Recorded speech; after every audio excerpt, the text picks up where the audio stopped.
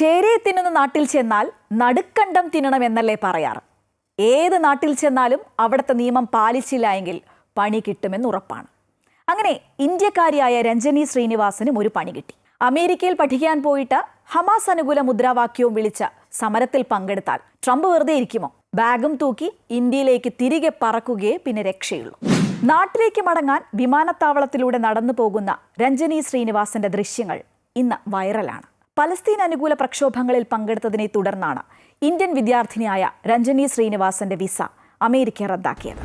Colombia യൂണിവേഴ്സിറ്റിയിലെ school of ആർക്കിടെക്റ്റിൽ ഗവേഷണ വിദ്യാർത്ഥിനിയായിരുന്നു രഞ്ജനി. ഹമാസിനെ പിന്തുണച്ച് അമേരിക്കൻ നഗരത്തിൽ പ്രക്ഷോഭം നടത്തിയതിനെ തുടർന്ന് മാർച്ച് 5-നാണ് രഞ്ജനി ശ്രീനിവാസന്റെ സ്റ്റുഡൻസ് വിസ അമേരിക്ക റദ്ദാക്കിയത്. വിസ റദ്ദാക്കിയതോടെ രഞ്ജനി നാട്ടിലേക്ക് മടങ്ങുകയും ചെയ്തു. നാട്ടിലേക്ക് മടങ്ങുന്ന രഞ്ജനിയുടെ വിമാനത്താവളത്തിൽ നിന്നുള്ള ദൃശ്യങ്ങളാണ് ഇപ്പോൾ വൈറലായത്. US homeland security secretary Kristi നോയിമാണ് ഈ വീഡിയോ സമൂഹ മാധ്യമത്തിൽ പങ്കുവച്ചത്. തീവ്രവാദത്തെയും ആക്രമണത്തെയും ന്യായീകരിക്കുന്നത് അമേരിക്ക അനുവദിക്കുന്നില്ല എന്ന അടിക്കുറിപ്പും ക്രിസ്റ്റി നോയും പങ്കുവച്ചു. അമേരിക്കയിൽ താമസിക്കാനും പഠിക്കാനും വിസ ലഭിക്കുന്നത് ഒരു പ്രത്യേക ആനുകൂല്യമാണ്.